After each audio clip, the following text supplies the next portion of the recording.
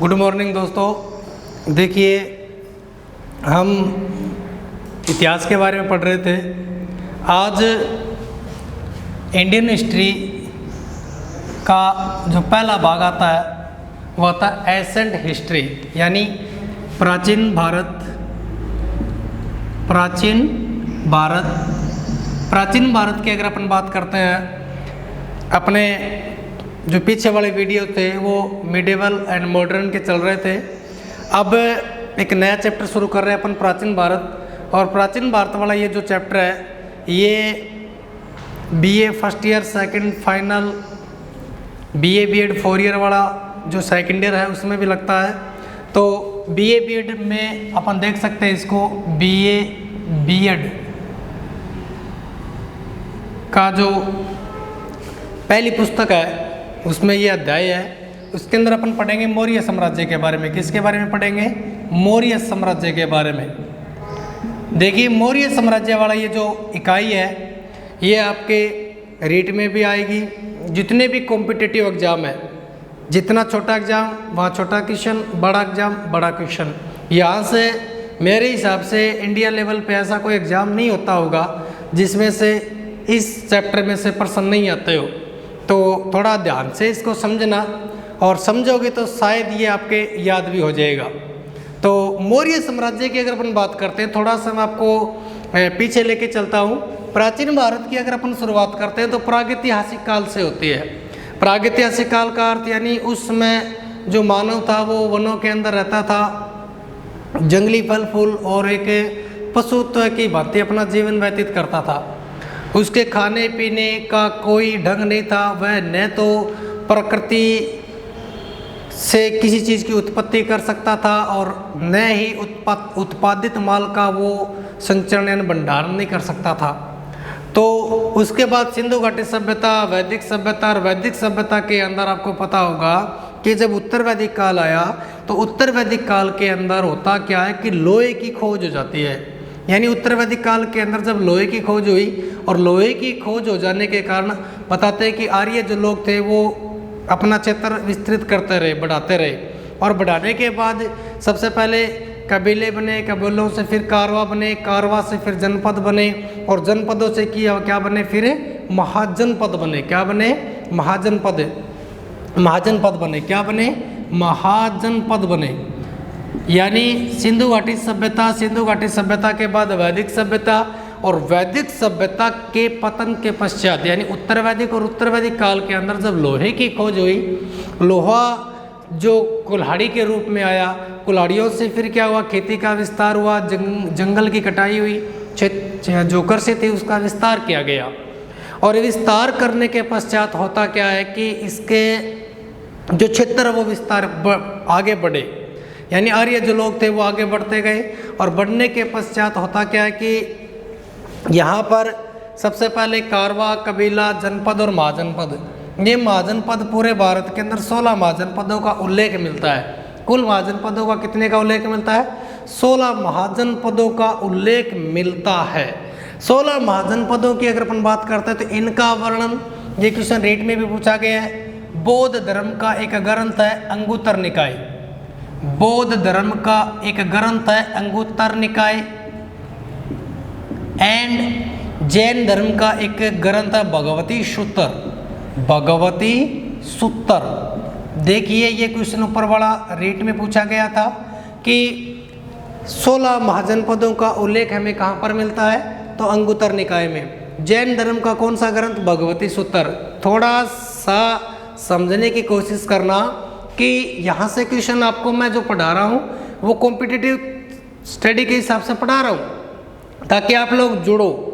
यानी बौद्ध धर्म का एक ग्रंथ अंगुत्तर निकाय और जैन धर्म का एक ग्रंथ भगवती सूत्र, इनके अंदर 16 महाजनपदों का उल्लेख मिलता है।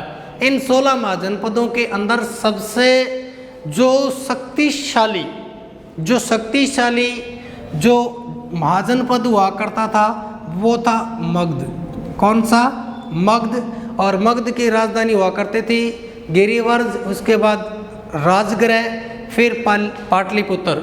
यानी ये जो क्षेत्र है वो वर्तमान में हम बिहार का और थोड़ा उत्तर प्रदेश वाला, यानी ये एक सिंचित क्षेत्र था और सबसे शक्तिशाली था। और इसके शक्तिशाली होने की वजह क्या थी कि एक मगध जो क्षेत्र था वो गंगा व यमुना नदियों का दोआब क्षेत्र था। गंगा यमुना नदियों का दोआब क्षेत्र, यानी अब मैंने अभी आपको कहा कि मगध क्या था, शक्तिशाली था। अब शक्तिशाली है तो उसके पीछे कोई न कोई कारण तो होगा ना।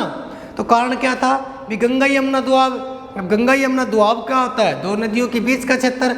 अब जो नदियों के बीच का क्षेत्र होगा, सपोज करिए कि आज हम मतलब लगभग वर्षा के ऊपर डिपेंड है, यानी जब वर्षा होती है तो हमारी फसल अच्छी होती है, जिस समय वर्षा नहीं होती तो अकाल पड़ जाता है। तब हुआ क्या कि ये दो नदियों के बीच का क्षेत्र था, तो एक तो इसके शक्तिशाली होने का कारण ये हो गया। दूसरा अगर इसका कारण देखते हैं तो ये क्या था, इसकी राजधानी गिरिवर्ज, यानी गिरी में पहाड़, वज्र का अर्थ होता चारों ओर, यानी जो मगध वाला क्षेत्र था ये चारों ओर क्या था, पहाड़ों से घिरा हुआ था। चारों ओर पहाड़ियों से घिरा हुआ था। चारों ओर पहाड़ियों से क्या था, पहाड़ियों से घिरा हुआ। चारों ओर पहाड़ियों से घिरा हुआ, समझ में आ गई। तीसरा कि इस क्षेत्र के अंदर क्या था, अब ये पहाड़ियों वाला क्या हुआ कि जैसे ये मगध है, मगध के अंदर जनता है, अब ये पहाड़ियों से घिरा हुआ तो दूसरी कोई शक्ति है ना, जब इसके ऊपर अटैक करेगी तो इतनी आसानी से इसको विजित नहीं कर पाएगी, तो इसकी ये सुरक्षा भी करते थी।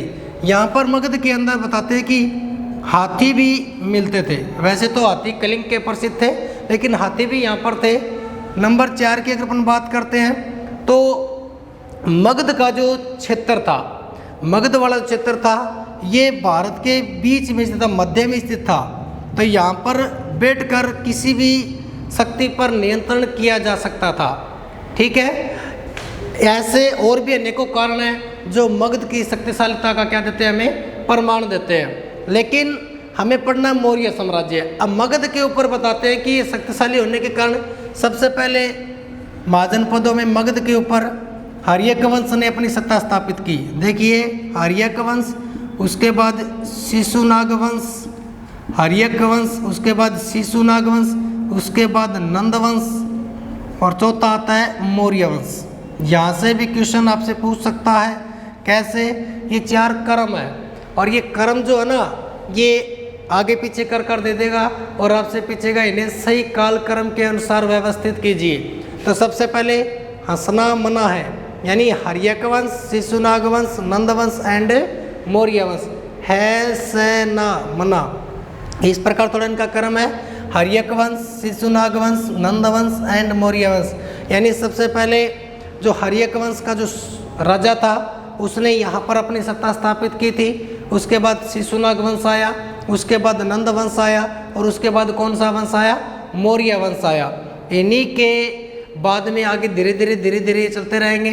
तो सबसे पहले हमें किसका वर्णन करना है, मौर्यों का वर्णन करना है। हमारा जो सिलेबस है उसके अंदर कौन सा वंश है, मौर्य। मौर्यों की अगर अपन बात करते हैं तो सबसे पहले देखिए क्या होगा, थोड़ा इसके बारे में पढ़ लेते हैं कि मैं वहाँ पर लिख देता हूँ कि बताते हैं कि अब सपोज करिए अगर मौर्य अपने को यहाँ पर बैठाने हैं तो इससे पहले यहाँ पर कौन बैठे हैं, नंद बैठे हैं। तो नंदों की और मौर्यों की लड़ाई करवाएंगे। प्राचीन समय में क्या होता था, हम आज की तरह प्राचीन समय में डेमोक्रेसी नहीं था, राजतंत्र हुआ करता था। एक राजा को मारकर दूसरा राजा सत्ता स्थापित करता था, ये उनका नियम होता था। यानी जैसे हर्यक वंश का शासक, हर्यक वंश का समापन है वो कौन करेगा, शिशुनाग वंश। शिशुनाग वंश का समापन कौन करेगा, नंद वंश। और नंद वंश का समापन कौन करेगा, मौर्य वंश। यानी इनकी टकराव पैदा करनी पड़ेगी ना।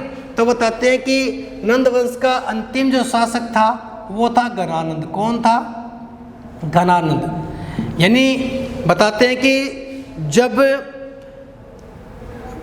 सिकंदर महान की सेना जब यहाँ पर आती है, सिकंदर महान की सेना जब युद्ध करने के लिए आती है तो उस समय भारत के ऊपर नंद वंश का शासन चल रहा था। ठीक है, अब इन दोनों की अपने को लड़ाई करवानी है।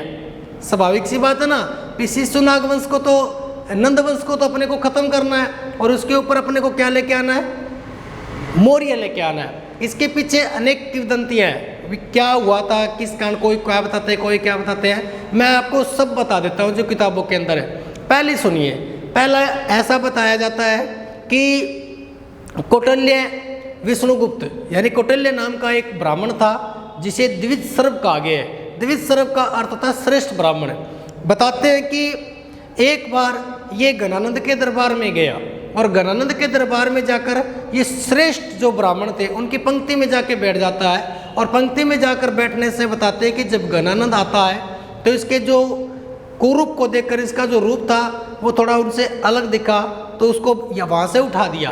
तब जो कौटिल्य था, जो विष्णुगुप्त जो था, चाणक्य जो था, उसको गुस्सा आता है और वो कहता है कि महाराज इतना गुस्सा, इतना घमंड अच्छा नहीं रहता, और एक दिन ऐसा आएगा कि मैं पूरे के पूरे नंदवंश को क्या कर दूंगा, समाप्त कर दूंगा।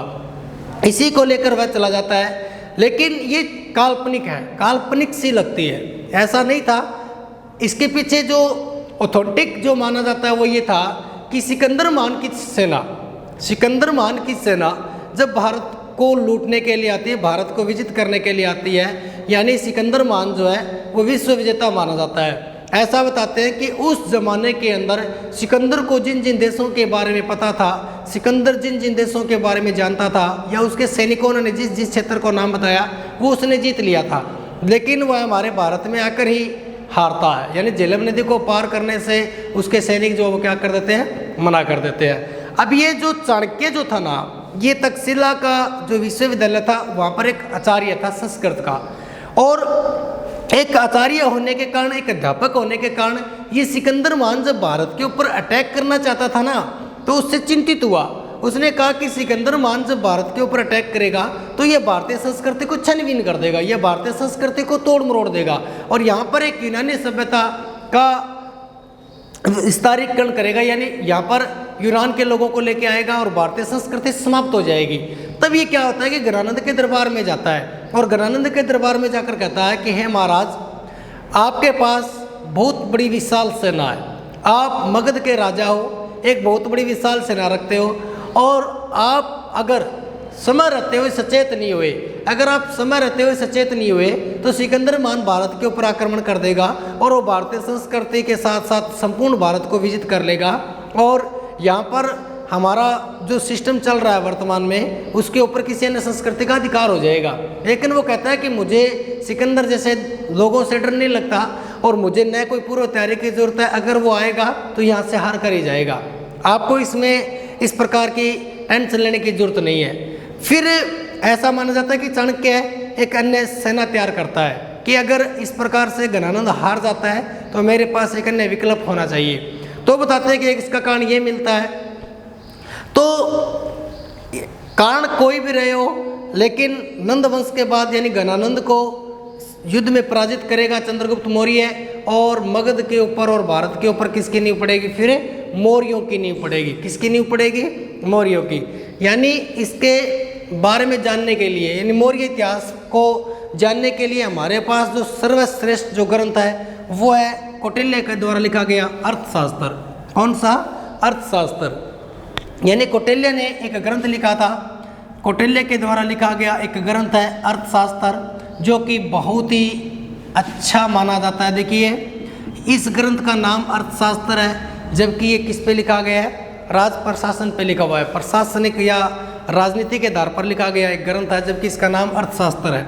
इसकी खोज बताते हैं 1904 में पुणे के अंदर समाजशास्त्री ने की थी, पुणे के अंदर समाजशास्त्री ने की थी। इसके अंदर बताते हैं कि 15 अध्याय 180 प्रकरण और 4000 श्लोक है, 4000 श्लोक है। इसके अंदर पहला जो अध्याय है वो राज प्रशासन से संबंधित है, राज प्रशासन से संबंधित है। दूसरा जो है वो नागरिक प्रशासन से। इसका तीसरा जो अध्याय है वो दीवानी मामलों। चौथा जो अध्याय है वो फौजदारी। इसका 5वां जो अध्याय है वो राजा के सभासदों का वर्णन, सभासदों का वर्णन। इसका 7वां जो अध्याय है, छठा जो अध्याय है वो राजा के सप्तांग सिद्धांतों का,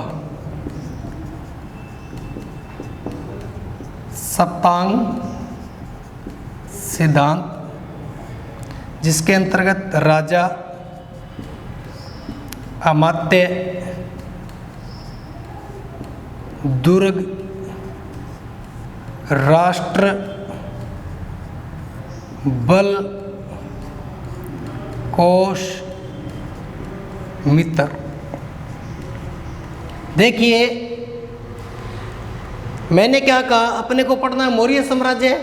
मौर्य साम्राज्य के बारे में अगर अपन पढ़ते हैं तो इसके बारे में जानने के लिए कौटिल्य का अर्थशास्त्र, वैसे तो और भी बहुत सारे ग्रंथ हैं, जैसे पुराणों में विष्णु पुराण, विशाखादत्त की मुद्रा राक्षस, जैन ग्रंथ, बौद्ध ग्रंथ, अनेकों प्रकार के ग्रंथ हैं जिनके माध्यम से हम इनका पता चलता है।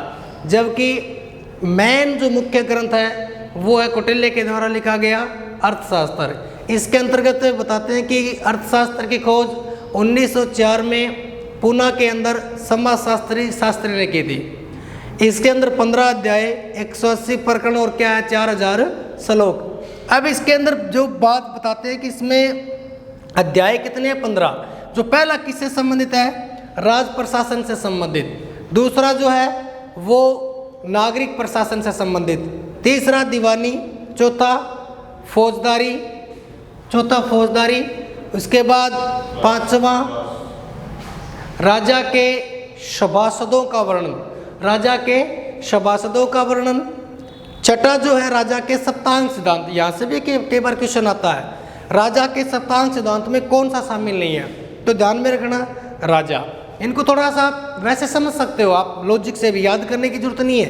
बी सपोज करिए सप्तांग सिद्धांत का अर्थ होता है बी राजा अगर आप बनते हो तो आप में क्या क्या चीज़ें आपको नेसेसरी आवश्यकता है। तो सबसे पहले आप राजा बनोगे तो राजा, उसके बाद अमात्य बोलते हैं मंत्री को, उसके बाद दुर्ग यानी आपके पास एक बहुत बड़ा दुर्ग होना चाहिए, उसके बाद आपके पास प्रजा होनी चाहिए, राष्ट्र होना चाहिए, आपके पास सेना होनी चाहिए, बल होना चाहिए, कोष आपके पास पैसा होना चाहिए, मित्र यानी आपके पास फ्रेंड होने चाहिए। ये क्या चीज़ें थी, ये चीज़ें थी आपके इसके बारे में बताने के लिए। इसके बाद विशाखादत्त का एक ग्रंथ है मुद्रा राक्षस, जिसमें भी इसका वर्णन मिलता है। विशाखादत्त की मुद्रा राक्षस, कौटिल्य का अर्थशास्त्र, मैक्सनीज की इंडिका, जैन ग्रंथ, बौद्ध ग्रंथ, विष्णु पुराण आदि अनेकों ग्रंथ हैं। उसके बाद में अगर अपन बात करते हैं तो अशोक के अभिलेख, शिलालेख, जिससे भी हमें मौर्य साम्राज्य के बारे में क्या मिलती है, जानकारी मिलती है।